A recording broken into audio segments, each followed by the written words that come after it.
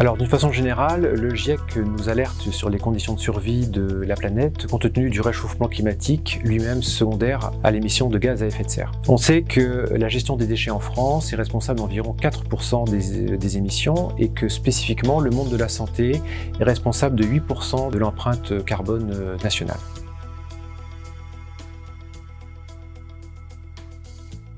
En endoscopie, on utilise les endoscopes qui sont réutilisables et tout le reste, ce sont de l'usage unique, donc qu'on utilise et qu'on jette ensuite.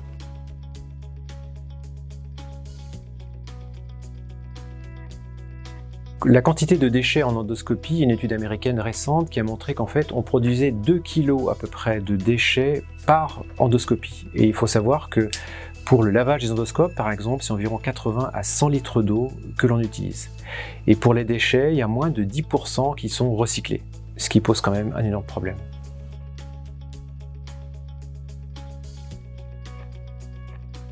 Au sein d'un bloc opératoire, on a seulement juste deux filières, une filière d'acerie et une filière déchets courants. Et on n'a pas vraiment de filière spécifique pour recycler. Donc du coup, on fait le tri sans recyclage tous les jours en fait, sur tous les déchets.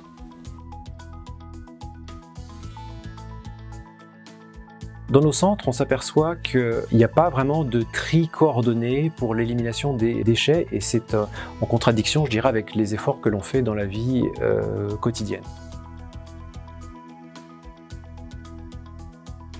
On sait qu'en France, globalement, les gastro-entérologues font un petit peu moins de 3 millions de coloscopies et de fibroscopies par an. On fait sûrement trop d'endoscopies, sans doute pour se rassurer, pour verrouiller complètement un dossier et puis également pour faire de l'acte. Néanmoins, je pense qu'il faut se conforter aux recommandations des sociétés savantes qui nous disent quand et comment faire des endoscopies et que la réflexion est la même pour tout ce qui est biopsie. Parce que le meilleur des déchets est celui que l'on ne produit pas.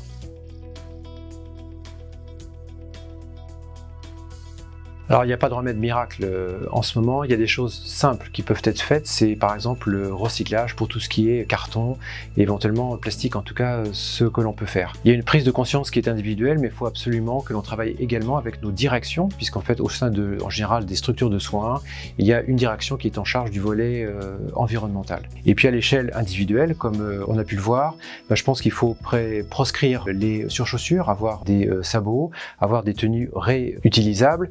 Le calot que j'ai sur la tête pourrait très bien être quelque chose de relavable. Et puis on peut travailler à des choses simples comme par exemple les cale-dents qui dans certaines situations peuvent tout à fait être du recyclable.